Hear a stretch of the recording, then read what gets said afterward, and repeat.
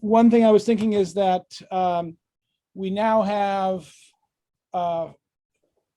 4 full GNSS constellations, in addition to GPS and the Russian GLONASS, the European Galileo and the Chinese Beidou have recently been completed, and plus there's quite a number of correction services, regional and global, private and public, and so forth.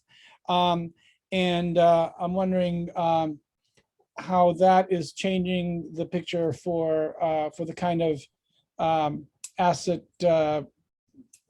ROW mapping that we're discussing today. Anybody want to take that? I can jump in right on that right away. Because most of the mapping I do is rural, it's helping out a lot because of the fact that we're able to maintain better connections and able to work with more constellations now and more satellites, right? So we're not limited anymore by all of this, oh, we only have certain times to work. We only have, the ability to see with certain canopies. Everything's coming in beautifully now and actually making us a lot more accurate. Usually we're sub-meter right when we get off the road kind of thing. Accurate and shorter occupation times and so forth, right? Correct. And even to the point that when we do turn around data from the MLS side, we start out essentially sub-meter and we only get better because of all the constellations that are out there. Whereas it used to be you would have to go out and set up a number of bases, and then you would have to reference all that in and wait for your Opus report and such. Now it's pretty succinct, and especially with the addition of state networks getting to 1 second intervals, it helps out an awful lot. Anybody else on that? Yeah, Matteo, this is Brian. So we see it as an advantage as well, especially in urban corridors. Downtown urban corridors having more satellites to be able to get access in some of those in the urban canyons. So, right. And what about 5G? How might that help? Of course, it's controversial in many ways, including possible interference and so forth. But do you see that helping in your collection operations in terms of data transfers and real-time stuff and so forth? I guess nobody wants to touch that, huh? I was going to say I could jump out on that again, where we were uploading, terabytes of data over a 6 megabyte per second line. 5G is a godsend when they get it built. You have no idea how patient you can be until you're watching your data just slowly tick up over time, kind of thing. So, right, it's always this cycle between increased in collection and then throughput speed and so forth, and where the bottleneck is at any given point. Right.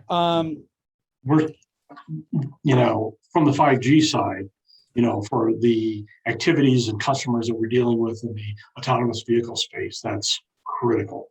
With the amount of data that's being piped off each one of those vehicles and the whole vehicle to everything, the V2X environment, we're seeing as the telcos really investing heavily on the 5G side. So for us, that's a requirement, right? So there's only a few places that really have great 5G coverage. So we've done, like in my presentation, we've done some tests in certain areas, but a lot of the country has, they claim 5G, but you don't get, you don't get 5 bars in 5G, right? Right. But do you see a whole new industry or a whole new sector, it being enabled 5 or 10 years down the line in terms of data collection, by 5G? Yeah, I do. It's just going to open it up on the whole, the IoT side of things, so being able to have, everybody's going to have, it's not just your phone, it's going to be all sorts of sensors in your vehicle, in your home, everything, in 10 years, the amount of traffic that's going to be passing through various bandwidth bands is going to be pretty substantial. And as I would agree with that. Today. even looking at like the company Wejo out of the UK, and with just their car monitoring systems, right, tracking where vehicles are going and such. Now we can start to see where those intermittencies are, or we can start to figure out where the network isn't, and we can start to build that out as well. And so you do get that ability to transfer in large amounts of data from the middle of nowhere, Minnesota, Colorado, you name it, kind of thing. Couple of you earlier mentioned, leaving data out there, and I'm wondering what it would take to get some synergies going, that where the data you collect is used, in more ways, or you use a given pass to collect more data because there's a demand for it. And I don't know to what extent it's a technical issue, a logistical issue, a politics issue, or just getting everybody to coordinate, whether it's local governments, utilities, and whatnot. And what's your experience with that, and to what extent do you point that out, that hey, I'm out here collecting this data, I could also be collecting that, or this data that I have could be used for more purposes than it is. I lose customers because I call it the fire hydrant effect, right? Where you open up the fire hydrant and it's full blast instantly, because of the fact that we can deluge them with all these ideas. You can do this, you can do that, you can do the other thing. The biggest issue from my side is, getting everybody in the room. Often it comes down to people don't want to talk to other departments, or they don't want to be the wrangler of all the cats, to get them into the room to try to alleviate funds, because everyone's trying to protect their slice of the pie. So it's, you can go after the politicians. The politicians want sexy. Infrastructure isn't sexy. You can go after the city folks, but their hands are always tied and the budgets are always tight, kind of thing. It's just, what battle you choose that day, kind of thing. Yeah, I mean, I think from a city standpoint, we definitely have that. We would love to be able to find efficiencies and work with other people who would benefit from this sort of data collection, right? But then, for Pittsburgh, for instance, we're not responsible for everything in the right of way. We as a city are not responsible for water and stormwater infrastructure or our transportation network and things like that. So we certainly could benefit, and those other organizations could benefit, but sometimes it's just the priorities aren't lined up.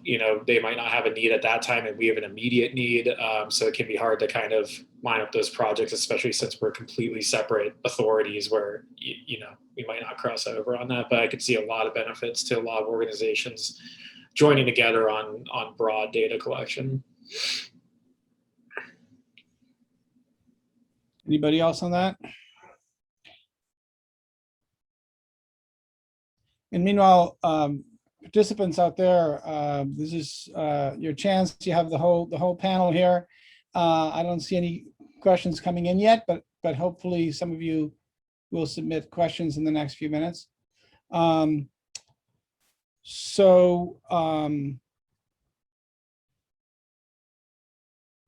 guess it's too early to think about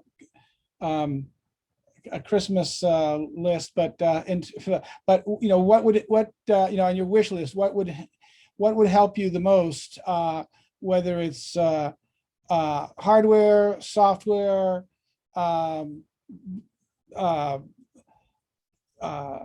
bandwidth, what's the next thing that could significantly improve your collection?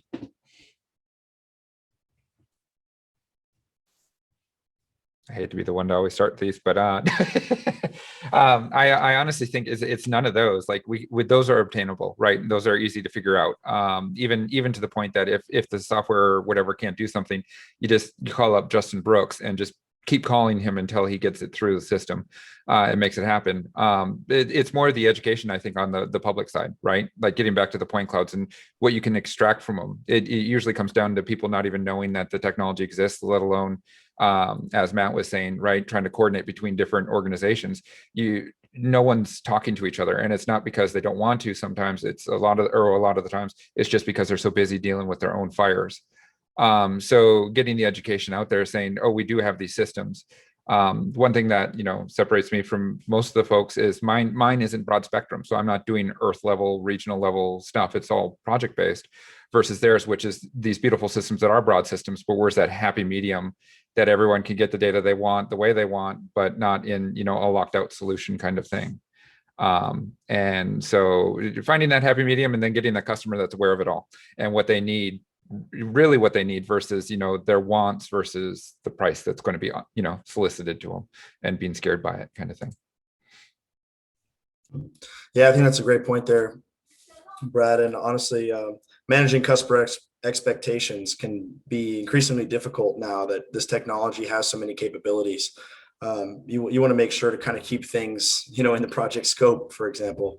But that could be easier said than done. But then to more directly address your question as well, I'm thinking with the new rollout of 5G technology, having the ability to do some type of like cloud processing with both the imagery and LiDAR could be quite powerful and something that's definitely been discussed many times.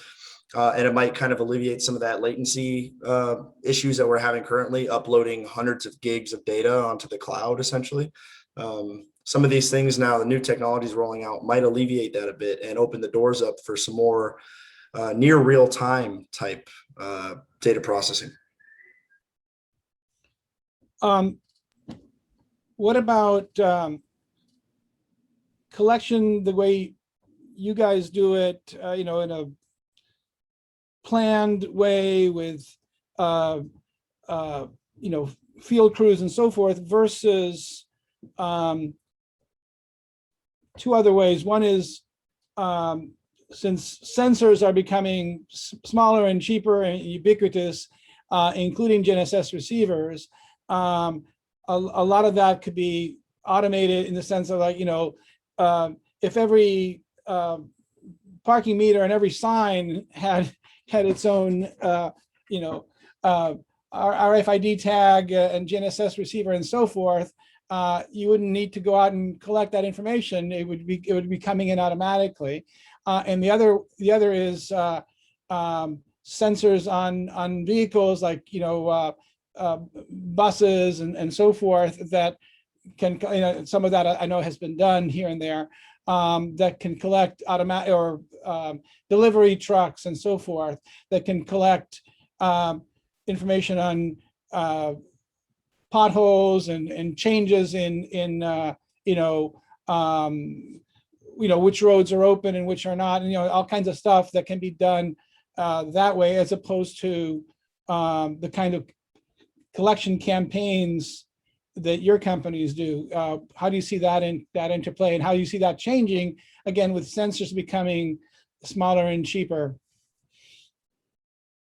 With the miniaturization of the technology, and the drop in costs, we're talking to customers about outfitting wide area fleets with technology, whether it be some of the miniature LiDARs and a single camera, not multi-camera, single cameras, to be able to collect.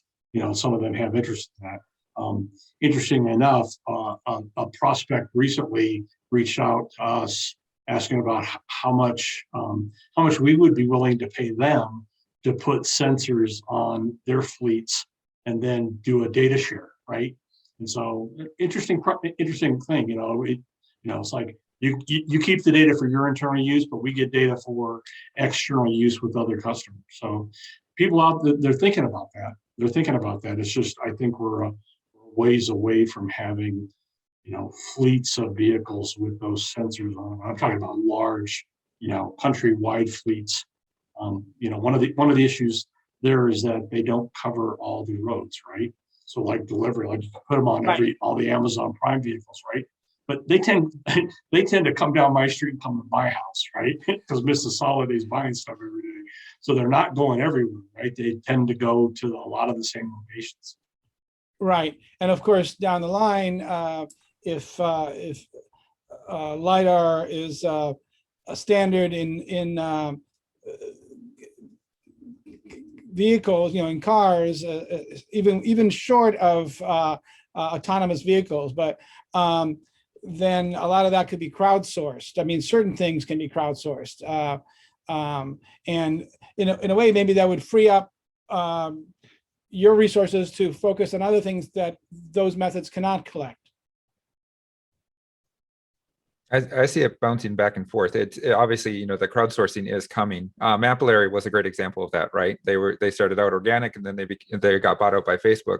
But even with the issue you saw with them, with all the crowdsourcing data coming in, if you looked at their poll data, you had 4 to 5 polls on heavily traveled routes that were all next to each other, and so the verification of data became an issue. So I see it. I always like to joke there's the data god level of data, right? Like the data that can't be touched, it is like the pinnacle, and it is set and sit in stone and blah, blah, blah, blah, blah. Even though it's changing, that's where I see it graduating. The industry, you'll have the crowdsource input and they'll be correcting that data level. But much like with state level imagery, they fly it once every 5 years, depending on the state that you're in. And so that's the master data set. That's the epitome. And then everything there else fits into that.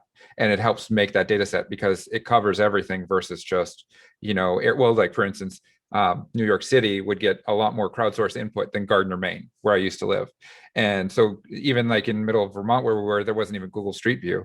So to help those folks, you still got to keep something like that around, or something like our projects around. Otherwise they never get served. What about, is the balance between what cities contract out and what they do themselves changing, again, in terms of, what they're able to do with the hardware and software available? I don't know if there's any cities that even fly their own UAVs for this kind of collection or whatnot. And, what do you see happening with that? That's on the European side. That's obviously a thing. The city of Amsterdam owns, I think, an MX-7, Justin, or an MX-9, and they drive it almost every day. Both. Yeah. Both. Yep. And on the European front, you see this all flying out, right? They're using the different tools to do the different things that they need to keep up to date with as things change. On the US side, it's still, my main customers, right? It's not my job, it's your job. And so they don't want to learn about it. They don't want to know anything about it. You do it, get them the data they want, be done. So it's a slow uptake, but the ones that can incorporate it, they're finding savings as they do it. DOTs, especially when the MX-9 system doesn't replace an ARAN vehicle, but it gets pretty damn close. And it can do a lot of the functions that the ARAN can, and you get a better data set out of it. Versus like imagery that's kind of discombobulated and such. We did get a couple of questions in. Is anyone working on image-based asset condition analysis? Not even exactly sure what, well, I'm not sure what kinds of assets that would apply to, but. It could be bridges. It could be, easily bridges, easily roadway surfaces, and fire hydrants, whatever, right? Like if you have a dry hydrant barrel and it's got a giant slash in it, you want to know about that kind of thing, or a crack. And polls as well. I'd say a lot of that capability is already out there, but I would say it's not automated. A lot of that is still manually intensive to do that analysis. Obviously, we're always working to further automate things and continue to improve these tools. But at this point, I'd say that capability is out there, both on the imagery only side and now some of the LiDAR tools as well. Mm-hmm. Yeah, it'll probably be a while before that process is, fully automated.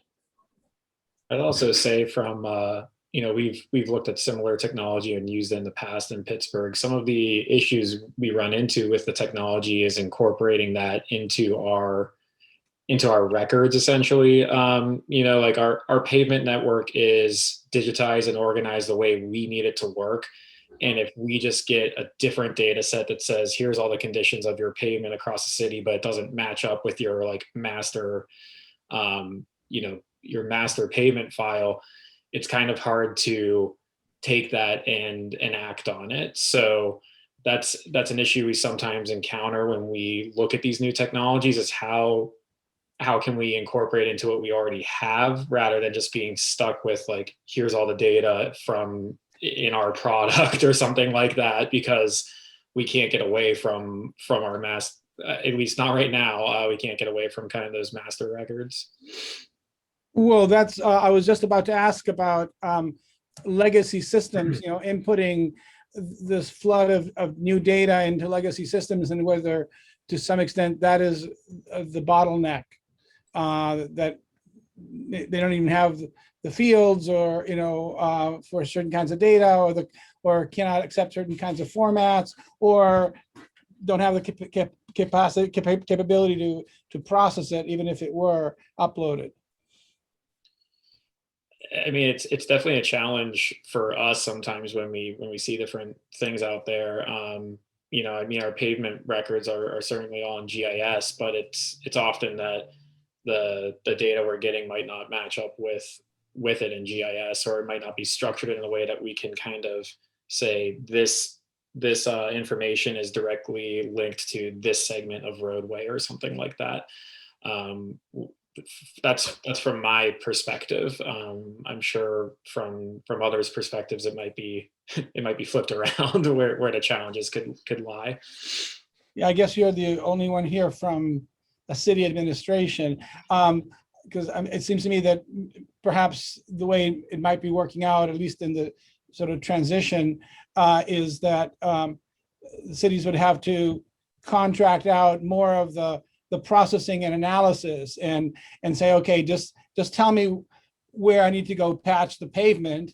And you do all that from the data collection through the feature extraction and so forth, because we can't handle it. But once you tell us where to go, we'll go patch it.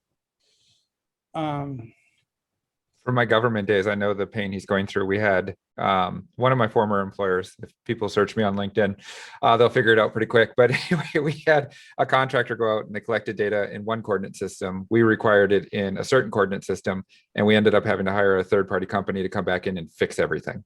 And me personally, being, who I am, absolutely detest that. I was like, no, we hold them to it. Put it in the coordinate system that it's supposed to be.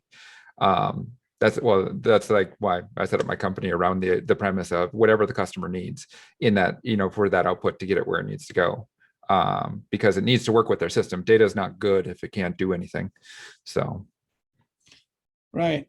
In terms of smart cities and kind of which I guess a lot of it requires fast turnaround and so real time or near real time data collection. Do you start seeing some of that happening? How do you see the data that you're collecting being used to actually manage, not just plan to go patch a pothole in 3 months, but sort of a more month to month, week to week, even day to day kind of, or even whether it's traffic flows or energy use or whatnot?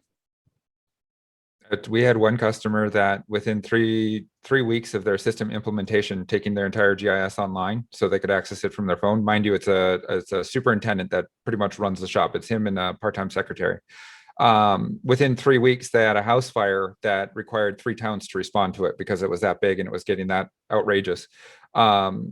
He was able to pull up his system on his phone, look at everything, shut off the valves he needed to, all within 10 minutes after a 12-inch main blew, and like level the road, and preserve water for the constituents or for the people living on that side of the hill, the citizens, with 100 gallons still left in the tank, versus the 20 minutes it would have taken him to drive to the office, find the map, come back out, figure out what the heck's going on, and losing 2 inline pumps, so on and so forth. So from a smart city perspective, or from a smart water district perspective, he got instant return right away for, I think he paid in total with us to help him out like $6,000. And it saved him 30 within 3 weeks. And we didn't even, that's nothing you can plan for. You don't expect two fire engines to hook up to the same water line and cause a pressure differential, which eliminates the line.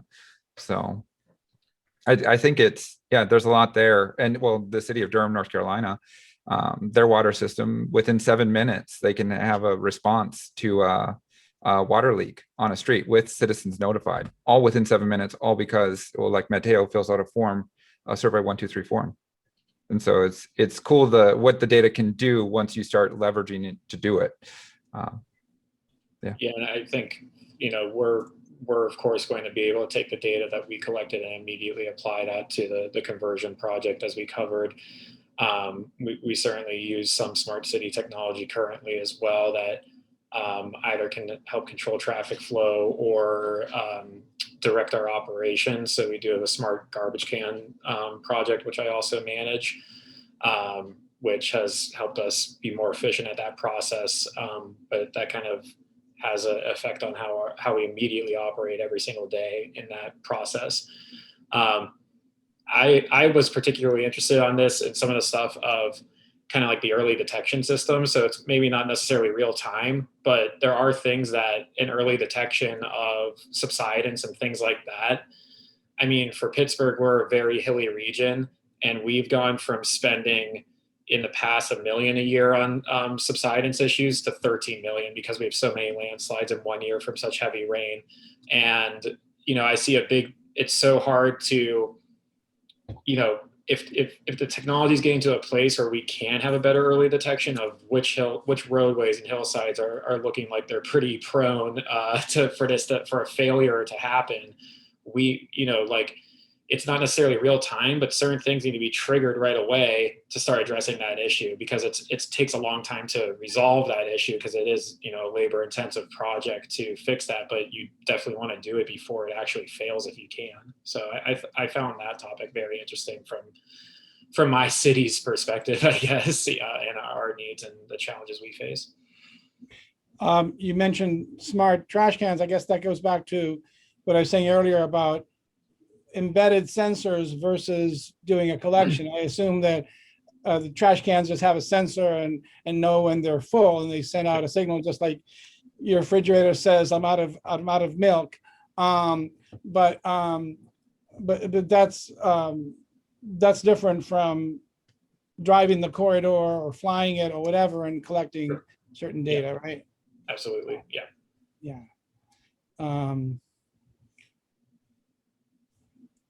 I think that's the beauty of it, though, right? Like, you use something like Sean's system in combination with our systems and everything else to get this data, and you get that cohesive picture. Like, I like to be that guy, the one that says, you know, is it really a digital twin? Is it really a smart city? Can it do those things? Because like a true smart city or a true digital twin in my mind would be 100%. And we'd know everything that's going on. I would know where Brad is on the street vis-a-vis his cell phone.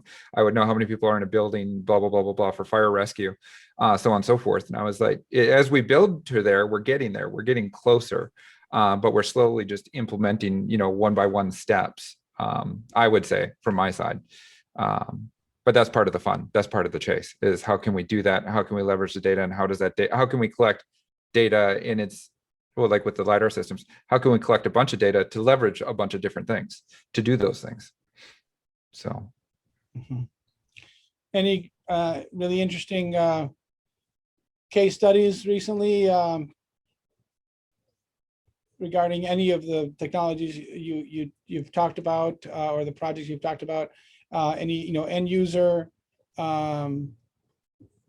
story that might be worth sharing?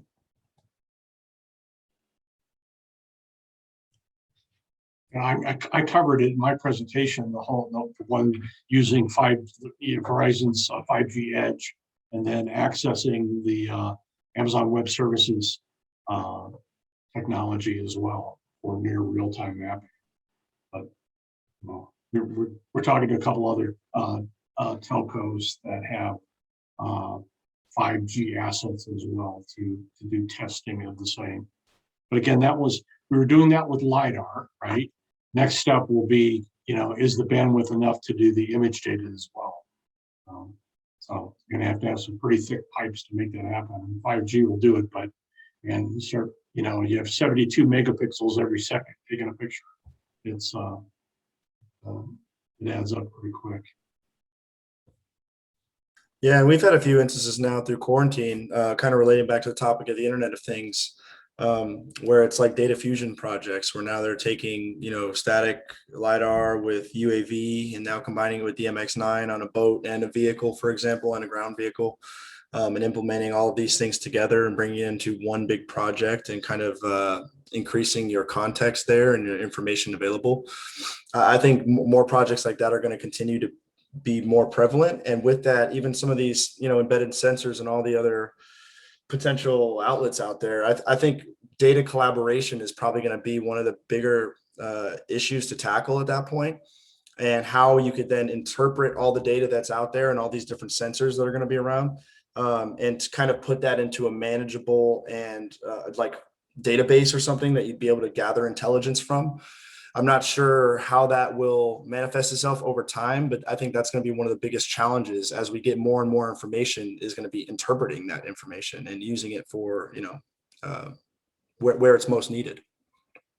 Actually, I very much agree with Justin there. Like the interpretation is one of the biggest challenges right now that we're having. So even as you were mentioning, or as we were mentioning earlier with the INSAR capabilities that we can detect ground movement, is just what level of that ground movement is actually a precursor to a potential failure. So having that kind of intelligence is going to require a lot of data and and it's not just going to be the INSAR measurements themselves. It's going to be INSAR measurements in incorporation with a variety of other data sources to understand and leveraging potentially applications or technology like machine learning, AI, to really try to understand when a trigger should be sent out. It's not going to be very valuable if we're sending out triggers all the time just because a threshold is breached.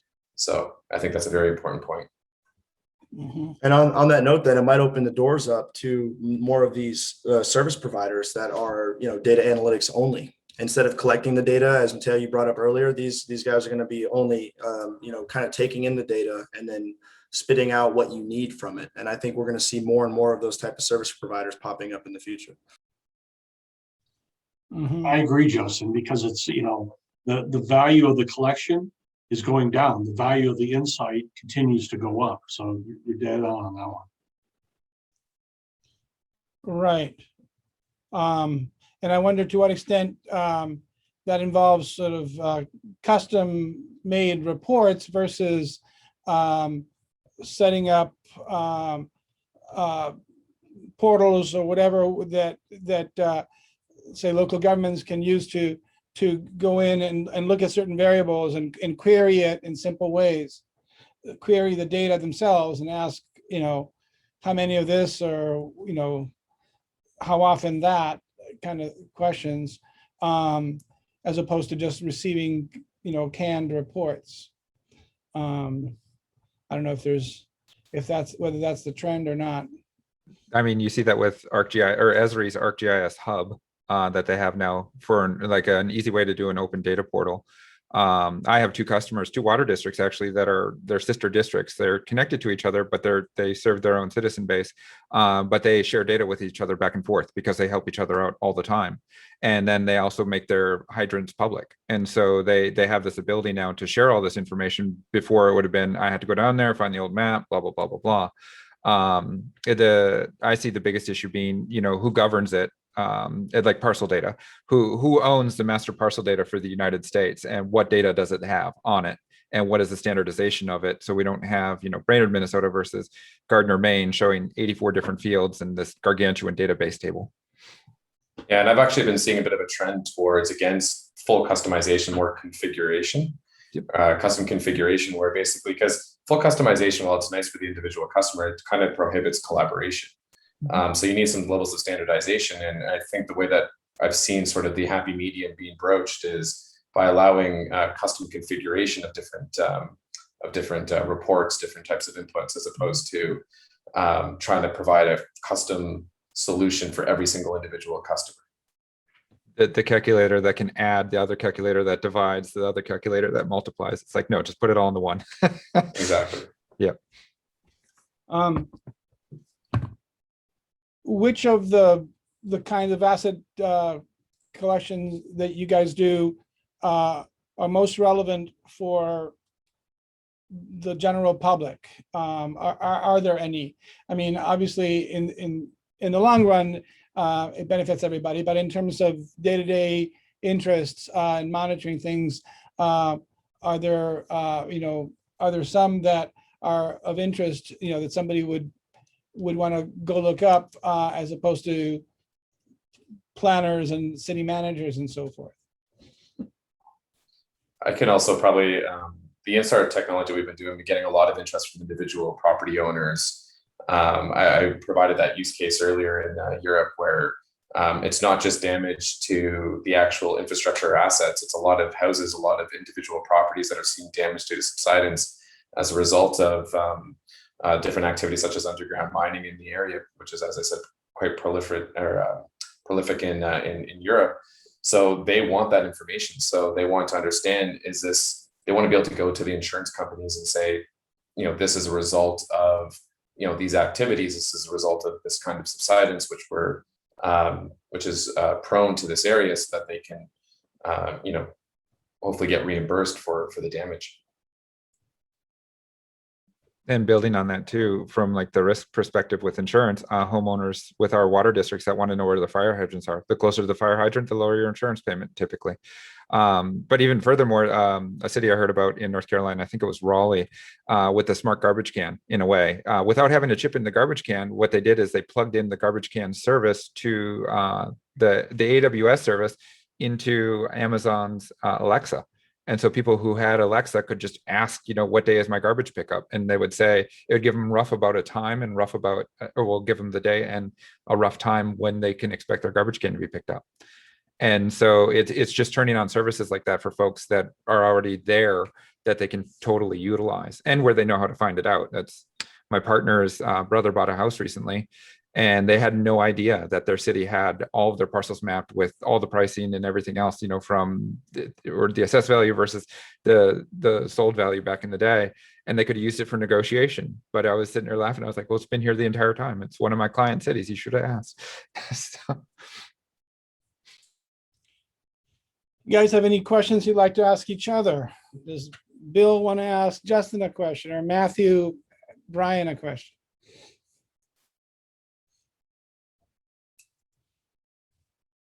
Guess I'm putting you on the spot. I have a question for Matthew, if that's all right. So Matthew, you were mentioning earlier that ground subsidence in Pittsburgh is a big problem. What are you doing right now? Is there any active monitoring that's occurring today within the city? So, and what are you using to monitor? Yeah, sorry. I mean, that's my kind of higher level perspective on it. My department doesn't manage that necessarily. So our transportation department would be, responsible for that. I'm not sure, to be frank, but it's whatever they are, using. I'm sure they're doing something, but I wouldn't be able to speak to that, unfortunately. That's but fair. I just know that, I mean, we have hundreds of retaining walls around the city, literally hundreds, probably 500-600 total at least. And those are fairly hard to kind of visually or routinely inspect with our resources, right? I mean, it's kind of hard to go hop over a hillside and look at what condition a retaining wall is, or maybe even be able to tell just from a surface view, does it look like there's some risk of failure here, right? So I could certainly see a benefit to technology that would give a better early warning system to when that critical infrastructure may fail, or areas where there is no retaining wall, but there's something wrong where we need one, right? Again, 1,200 linear miles of road as well. So kind of hard to just constantly be looking out for these things all over the city at a resources standpoint.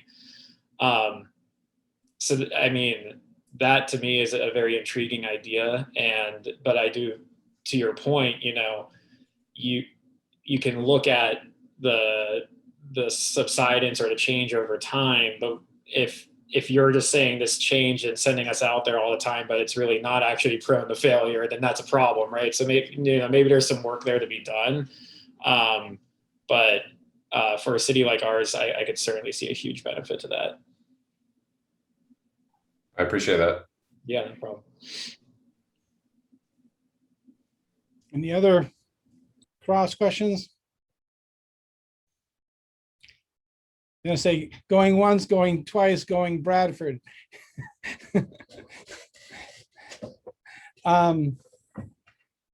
We got one more questions from the audience about a technology called Smart Dust. Have you heard of it, and is it in the future? I haven't heard of it. Has anybody heard? Does anybody know what Smart Dust is? No. Okay. All right. Any final? Why don't you just take a minute each to just again either reemphasize your main point or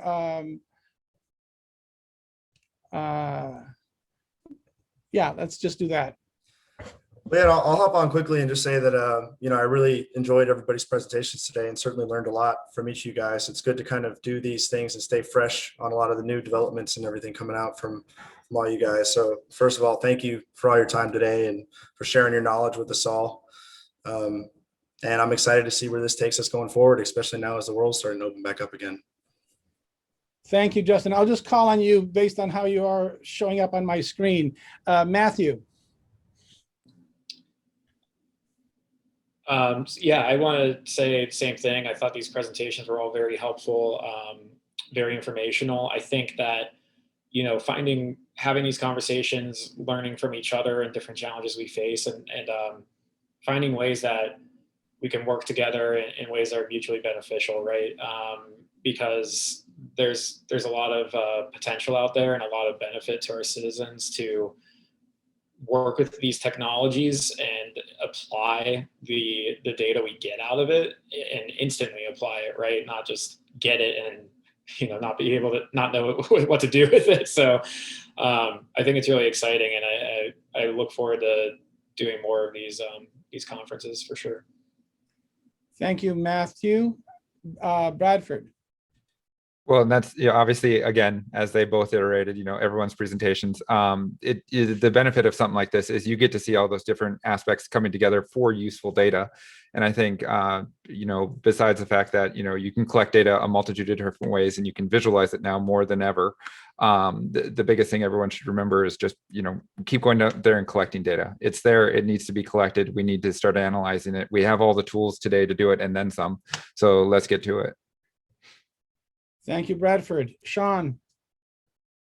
Yeah, I mean, reiterate the same point. Everyone had a really interesting presentation, and I love the idea that that it's really focused around the data collection and interpretation of information. And I think one of the important aspects that we covered here in the talk is just that we need to. It's not just enough to have the data, but the interpretation of the data, the ability to leverage certain things like AI and machine learning in order to make sure that we can turn this information, this data, into actionable intelligence.